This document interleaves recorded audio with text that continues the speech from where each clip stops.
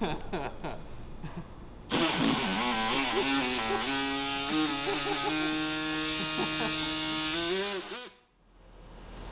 everybody, my name is Simon Hara and I'm the creative leader here at FirstBuild. Today we're going to be talking about interesting little project right here involving mustard. I guess the backstory is that I was working there on my table.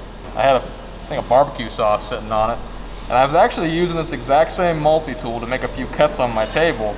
And as the table vibrated, I noticed that the barbecue sauce was actually sinking to the bottom of the bottle, and I was like, wow, that's a really cool process of how you're able to move liquid really fast through vibration. Through that, I kind of came up with an idea of how can we use this weird process of liquefaction to help people. So this idea is, this is just kind of a proof of concept mock-up right here.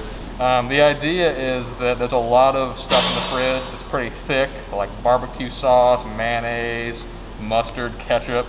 And for people with arthritis and with hand problems, it's pretty difficult to go like that and actually get the stuff out of the bottle. So oftentimes they toss out quite a bit of stuff. But with this is obviously a mock-up. The idea for it is you would use this vibration to liquefy the thick, viscous liquid. I think that from a proof of concept, it works. It does what I want it to do, which is transfer all the liquid from one side to the other. The next step is probably going to be prototyping of a few different technologies. How can we make it so that it's user-friendly? So it might be, little vibrational cells. It might be speakers, which surprisingly speakers are a super low energy way to get vibrations to move.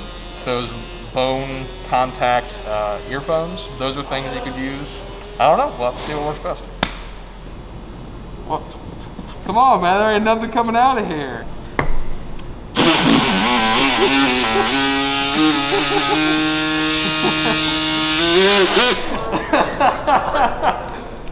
Proof of concept.